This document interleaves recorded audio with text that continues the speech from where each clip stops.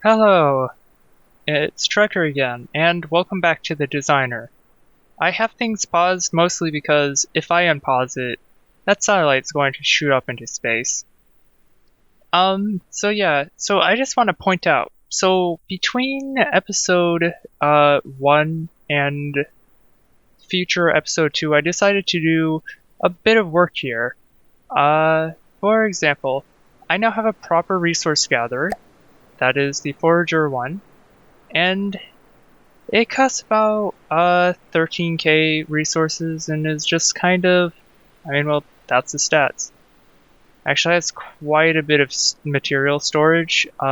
About like, if I turn my UI back on, there you go. Basically 300k. So this thing should be able to service me quite well, and it should be able to build small to large craft on its own. Odds are later I'm going to build a specialized silo that will possibly also act as a defense station, specifically to ward off aircraft. But for now, I don't really need anything special. I don't need supply runners or anything. I can build these things. They're relatively small. I can build these with my own repair tentacles, but yeah. Other thing, I needed a satellite. So say hello to the observer. That's its stats. It's about 5k, and it basically gets the job done. I decided I wanted my satellites to serve some kind of function that would be useful in combat, so this is a sensor satellite. What it will do in combat is it'll attempt to fly directly above the target, and then provide detections for my other craft, such as my only combat craft, which would have to be this thing, the Asunder class, which I've also done a few upgrades, and I plan on demonstrating something that I, thanks to a comment, have managed to create. But yeah, so what I've done here is, like, the most noticeable change is that I have a large rudder, hydrofoil, and just using the rudders like this. That's called a bilge gill. When you have like the rudders like this, what it does is it helps stabilize it when it's moving through the water. In addition, I have some active stabilization with these hydrofoils, which help it maintain its altitude in the water and orientation. When it's not moving, it'll bob around a bit, but when it's moving, it's super stable, which helps its accuracy. Although it makes it a little easier to shoot, so I don't know. There's one other thing I kind of want to do with it on camera. As you can see, I have applique panels right here. Now, apparently these count as an actual solid block, so I was using them because I thought, well, I need an air gap, and these provide an air gap. Apparently, no. These are solid blocks. That deceives me. My AI can get sniped. It hasn't happened yet, but I'm going to have to keep an eye on that. Odds are I'm just going to swap those out for slopes or something at some point. For now, I'm not going to worry about it, just because that's not what I'm here for in this episode. In this episode, I'm here for this thing. So, I mentioned that I needed an aircraft. This is my prototype. This is the thing that I want to send after my enemies. So, I'm just going to destroy everything. And I'm just going to... I may as well just point out a few things. I have multiple prototypes. Okay. Such as this one, which apparently it never kept all of its changes. So let's just go through the journey to getting to that. So I decided I wanted something with a single thruster, and so I made this thing. It works, but if I turn this on, it's not very accurate. But it is kind of vaguely in control. Definitely not very good control, but it is capable of movement. If I send it off somewhere far away, what will happen is that it will eventually, due to the drag of like the tail fins here, it will turn and face the direction it's traveling in. then I kind of was like, okay. So it's because like I have like my single engine hover platform. I have a tri-engine hover platform, which basically it's just this thing. It's honestly something like this would make more sense if I were to use this. Moving out. Oh, maybe don't want it to fly that high. Maybe kind of want it Moving out. like 100, so that it doesn't. And yeah, now it's just going to fall out of the sky. Basically, once this thing like drops, it's going to regain some control, hopefully. Please? Okay, that was a little scary. But this thing basically can go decent speeds. Let's see. Yeah, it's going like 33, 34, and it's maintaining control, but it's not perfect.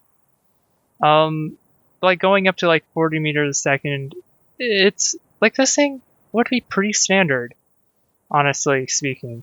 And with a bit of tuning, this thing would actually be impeccable. But I thought this was kind of a bit too generic of a design. As effective as it is, I'd rather go for something that's a little bit more interesting. And so I wound up spending way too much time with this hoverjet, which took an impressive amount of work with ACB logic. Well, not ACB logic, breadboard. And yes, I finally learned how to say it correctly. I'm not going to explain this, but it does work. It works well too. And I just kind of have like the AI itself handling strafe independently of this. But I've made it kind of just a ramp, PID ramp rather than anything. But yeah, basically it'll eventually balance out to a point where it's kind of sticking like 10 meters out. So if I spawn in this river home, yeah, it's going to dodge that. So as you can see, it just kind of hops up in the air. Now the river home, let me just turn these off. The river home has these specialized nukes, which can actually, they're glider nukes. So they're not really nukes. They're just glider bombs. But what this thing does is it can actually stall them out. Also, yeah, that's also part of my thing. So it detected those, but it didn't try to dodge because there wasn't any way it would get hit. But yeah, as you can see, it's just kind of staying above, letting them stall out, and then it falls with it. I'm quite proud of this. This means it's not likely to get shot. Anyway, I've been here for way too long. I'm going to actually start modifying this thing and seeing if I can like get something that's more of an accurate framework for a weapons platform. Because right now this thing is way too small, and I'm going to have to do a lot of tedious like sub-object saving and copy and pasting and everything just to get this to where I want it to be. So I'll see you once I have all that done. So I might have gotten a little distracted. So, okay. I want to just demonstrate this thing. So I made a rapid fire anti-vehicle weapon. If I hold the right click, fires pretty quickly. I'm just gonna let go of that. In like 10 seconds it'll reload. This is the shell. For now. I'll probably change this before the episode's over. That's kind of my concept for a cannon. So, okay, this changed drastically. I never even mentioned it, but let me just spawn this. I'm gonna say, yeah, I may as well. Then I want a marauder. And, of course, no detectives. Detectives. Okay, well, does this count as a detective? Probably not. If I just spawn this thing in, it'll provide some detections for it. I gotta wait for this thing to get above, because if I switch this to that, none of its sensors have gotten a lock yet. But once it does get above it, one of the cameras, okay, yes, now I'm suddenly tracking it. And all my trackers should be providing some information. Good, good. Now everything's tracking. And suddenly, I have actually pretty decent detection. Why might... oh. Yeah, let me turn that off. So now that I have some targeting provided by this satellite, which I do kind of plan on employing in combat, but this thing has to have its own sensors, for sure. Let's just turn the thing on. I want to see how much damage is this thing dealing. Let me get off of it because it is bobbing up and down. Let's just firing frag rounds. And wait a second. Is detection suddenly not working? Oh, it's just a couple meters off, that's all. Because it's coming from a satellite up all the way up in like 2 clicks above. So of course accuracy is not going to be perfect. But as you can see, I am consistently dealing lots of chip damage, and this kind of damage should be disabling. And with shells hopefully this fast and rapid, they shouldn't get shot down by LMS, but I don't know yet. I might need to make them faster. If that's the case, I'll need more cooling on the gun. But it shouldn't be too hard to take on. So one thing I'm going to do after this recording is I'm going to switch out all of these clips, as you can see here. Mostly because they do take up more computer resources. Okay, this thing, I think I'm satisfied with this cannon. It's pretty good. I'm going to keep working on this, and when I've made some noticeable progress, I'll be back.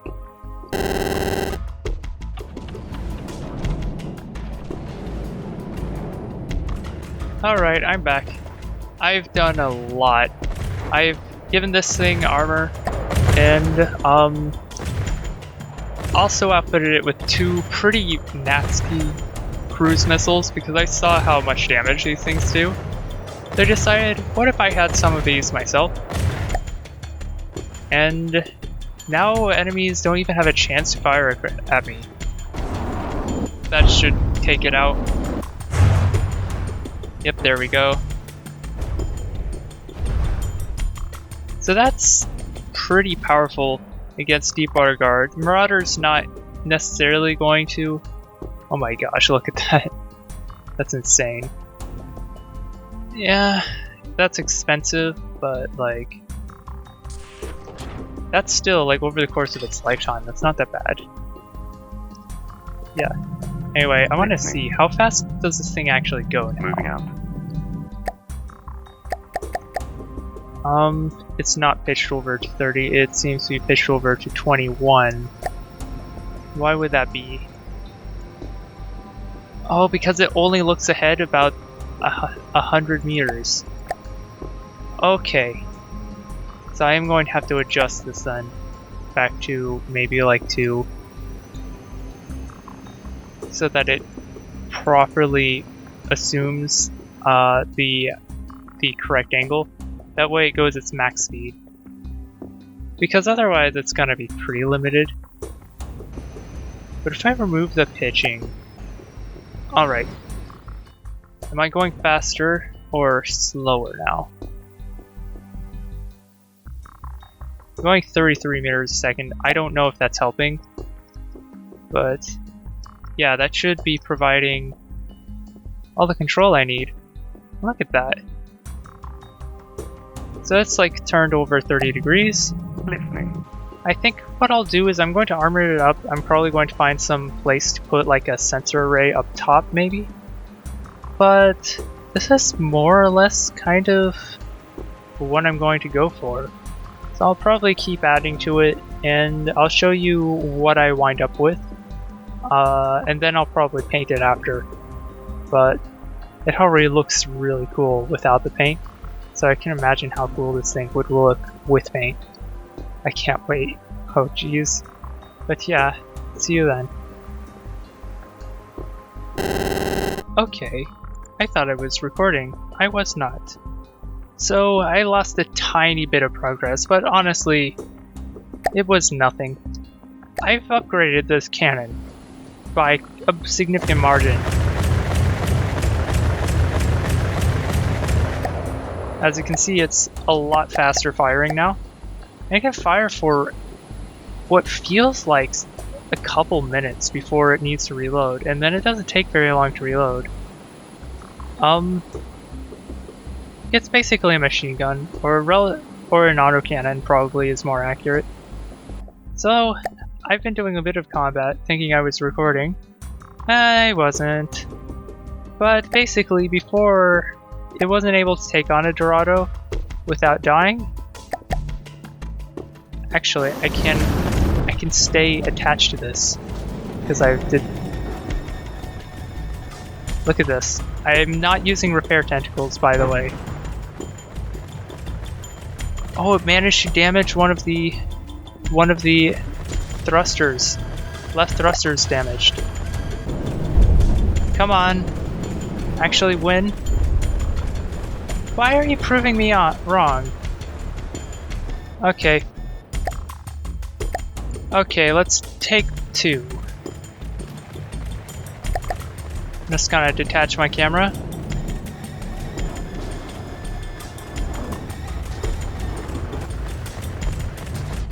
Oh, look at that. Oh, that was a big hit. There we go. It's kind of a 50-50. Oh, that's nice.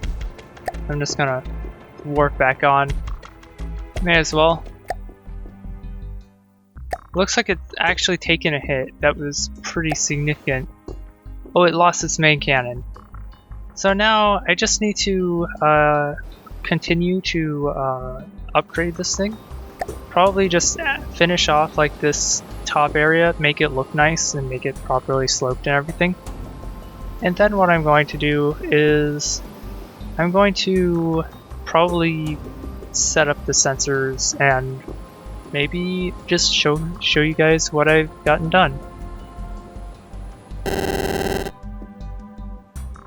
Okay, welcome back. I may have spent a bit of extra time tuning this, as well as painting this. Let's just take a moment to appreciate this design. Okay, the moment's over. So, yeah, feature creep definitely happened over the course of this construction. And it cost about the same as, like, the Ascender class did. Which, yeah, and then I wound up getting distracted and upgrading that too, but yeah, it doesn't matter. You might notice, I named this thing the Pendulum. The reason is kind of simple. If I were to take the pendulum, which direction is it facing? I guess I could just do this. It kind of has a tendency to swing back and forth like a pendulum, because I have no PID for strafe. Honestly, I'm fine with this.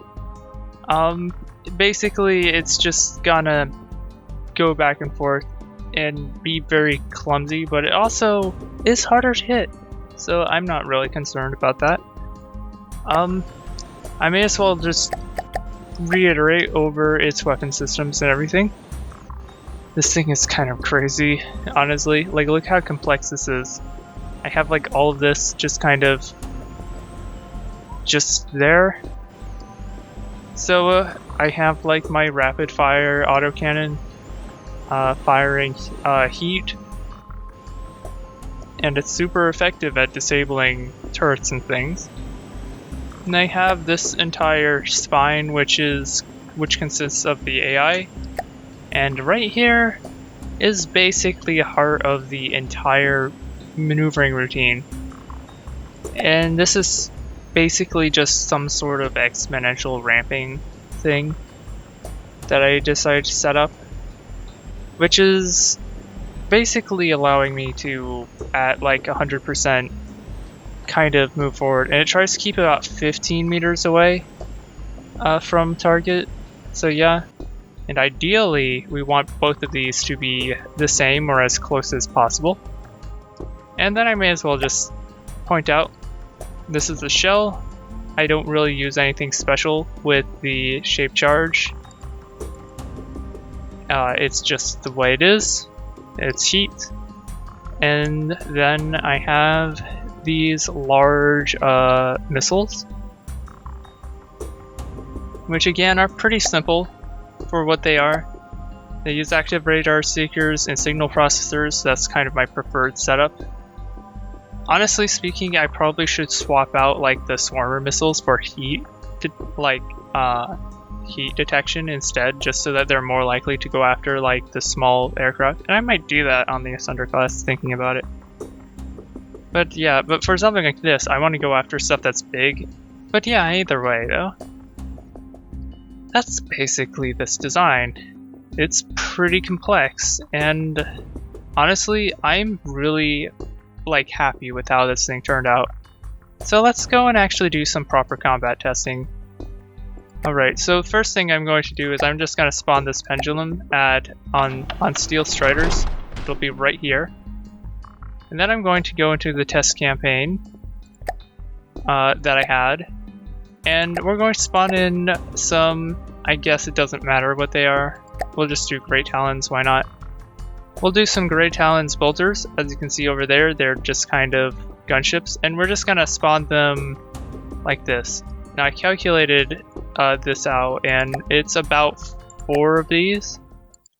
So yeah, so these bolters are super weird. Also, this one has sideways thrust for some reason. I don't know why. Come on, kill it with fire. Oh, that's a lot. Oh, that's attitude control out of the way. So this thing's going down. It's probably going to die. Anything that's left in the water. Oh, it's out of control. It got marked out of control and despawned. That's great. So these things are super unstable, which makes them a little hard to hit, but they're also like super vulnerable to getting shot down. Because like any like sufficiently big hits just gonna completely destroy these things. And this is like equivalent in cost, so yeah. And of course that tendency, I did not use ACB logic to control this thing, which is a shame. This thing, however, oh, yep. Ow. Did we take out the AI? No, it's just trying to regain control. Okay.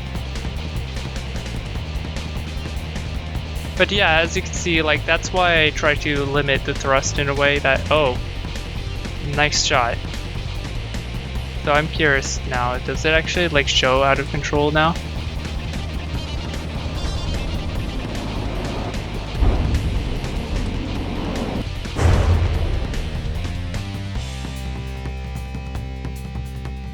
Because there's no way that this thing is like actually counting in control at this point. And it should actually lose all of its detections now in a moment. Let's actually get our UI back. Oh yeah, health below 80 and sinking. That's why I wasn't seeing any messages. I had it in, I was trying to be cinematic. But yeah, as you can see, this thing, it does the job. Let's spawn in another vehicle that is kind of similar, but like also kind of dangerous. Let's load into the Pelagornis. This thing isn't similar at all. It's just similar in cost. So if this thing manages to get off a lucky hit, this battle will go on for a while.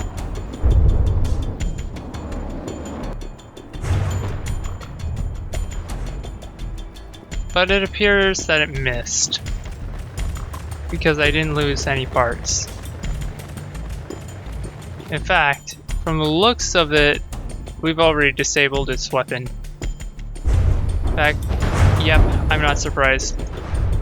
So, there is actually literally, like, this thing is going to stay at like 1,000 meters away forever. So, this thing literally cannot fight back anymore. Even though it has that turret there, it has no way of knowing that it has no main weapon. Maybe if I were to do something like this again, I'd either have to put the pack cannon in the back and undersling it, or like have the output like on the top of the deck or something. But I suppose I could also instead have this have like an ACB located in the middle of like the cannon, so that when the cannon gets shot up and destroyed like this, that it actually takes that into account and moves in closer to try to hit with the simple weapons. I don't know. I've never really considered like changing behavior based on like if certain systems were destroyed or not. That's something to play around with.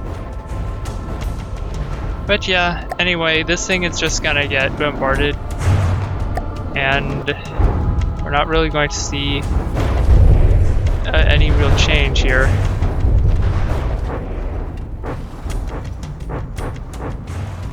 It's still kind of cool to watch though. I want to see it snipe one of these engines off. All it takes is one good hit. Oh, something's wrong. Ooh, I took out a PID. It's losing control. Oh my gosh. Okay, I never saw this happen. Oh, and that's a big hit. Like that thing, I gotta do a quick replay of that. Oh my gosh.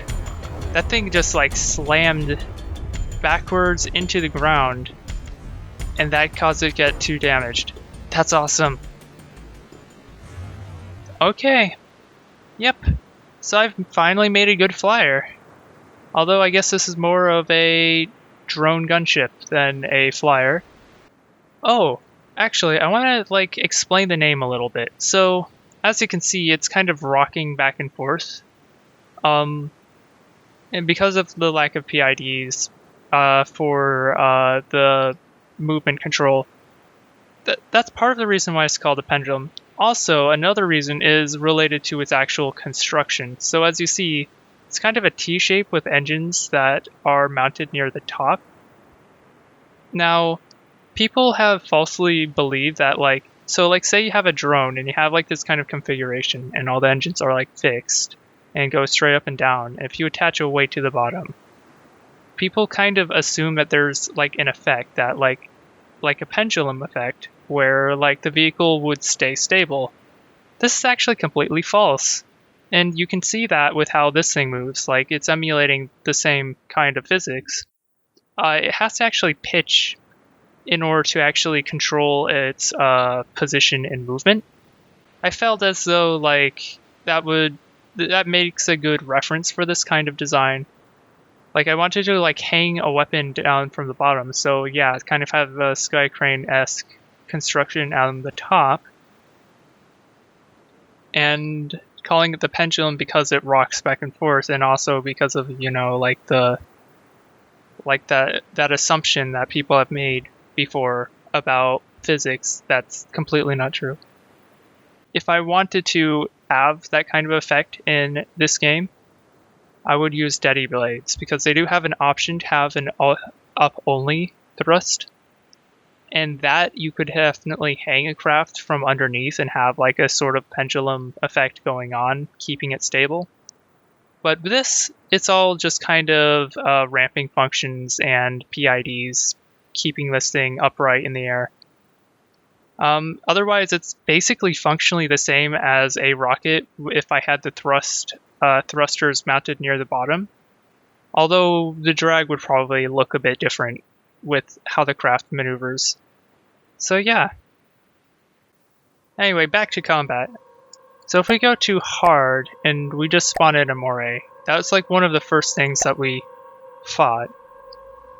Now, the moray actually did quite a bit of damage to the Asunder class. So I really want to see how it handles fighting the moray. It looks like, oh my gosh, those are big explosions. Yeah, so those large missiles are really paying for themselves, I think. It's just the alpha damage is really amazing. Although I suppose most of the damage is going to armor. Oh, and that cannon's definitely paying off. Like, look at those parts. That's just kind of huge. We already got another pair of missiles underway.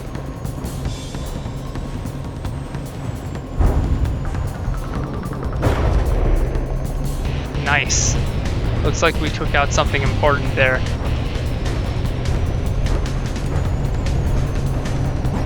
The fact that this thing is like, oh, we managed to snipe the local weapon controller of that turret. Actually, I'm noticing most of these guns aren't even targeting anymore. So the pendulum's actually doing really well. And okay, attitude control lost. Gotta control that attitude, Moray. Can't have you falling apart. Oh well. I should not pun about that. The pendulum didn't take damage. Oh my gosh, the pendulum didn't take damage. Yeah, I guess I have a tendency to do that. So, that's what happens when you spend like so much time just trying to fine-tune something. It's like finally making an aircraft and it's like super powerful. Alright, now let's go to ships. I want to see what happens with the rapier. And how much does this thing cost? 36,804. So that is, I'm going to say 3 of them. Now it is possible that they can actually snipe the reserves of the pendulum, but that shouldn't be very likely. Oh, it's actually dodging a good portion of these missiles.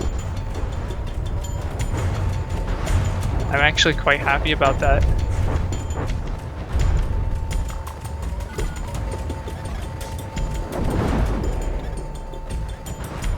Already 2 damaged, 1. Now I'm targeting the next one. It's doing a good job keeping out of their cram cannon's range. And the fact that it can evade some of these missiles, even if it's only a portion, is good enough for me. Oh, it feels as though we're losing some control. Oh, other rapier 2 damaged. There's no way that this thing can lose now. I can feel it. It occurs to me, this has been happening like every 30 seconds, so like the missiles have been going off. So let's follow one of these missiles in.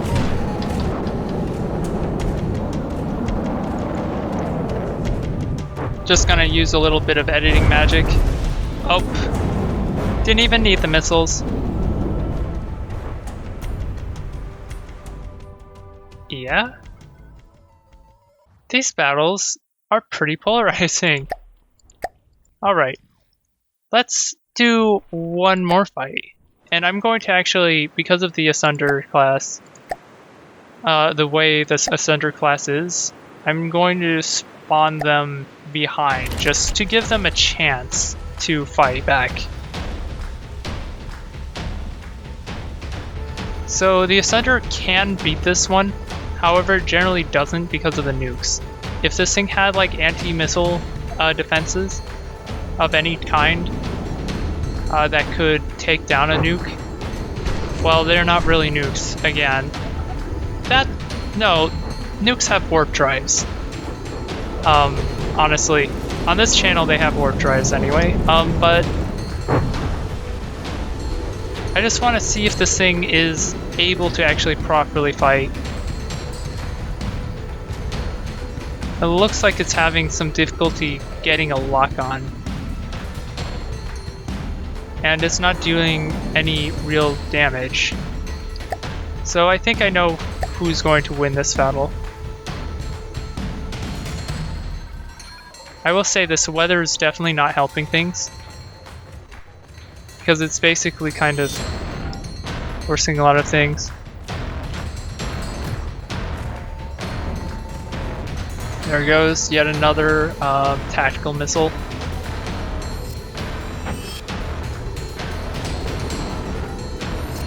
Oh my gosh. They're actually missing. Oh my gosh, that's actually really cool. So this thing actually has some cover from the water. Even though its turrets are getting kind of decked with heat, it's still basically able to fight back because it still has a missile system. And when it sends missiles after them, it bobbing up and down in the water is actually making an impact. Also, I might have upgraded this a little. As you can see, like there's some multiple layers of armor above the torpedoes and stuff. So yeah. Is this an upset? So I've been looking at this for a while now, and it appears its weapons are all disabled. Yet the Asunder class still has a working weapon system to fight back with. Oh my gosh, it's actually going to win. I think this thing actually beat the Pendulum. It's kind of starting to go downhill for him here. And the Pendulum doesn't, like, I noticed like the aim got weak. And now it just seems, I did not expect this upset. I'm going to be honest. Oh, there we go, 2 damaged.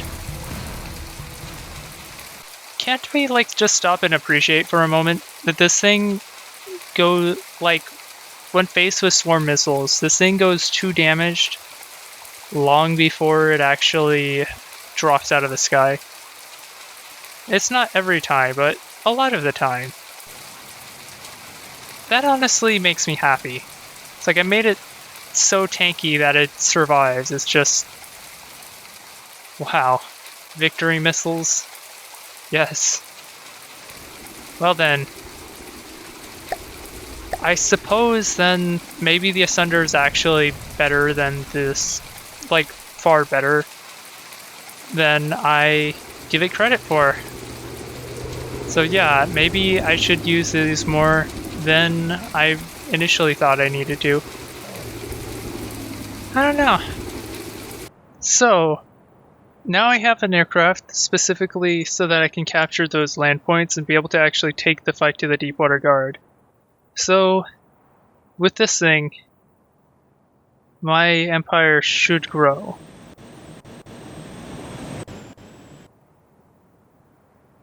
So, I'll see you in the campaign.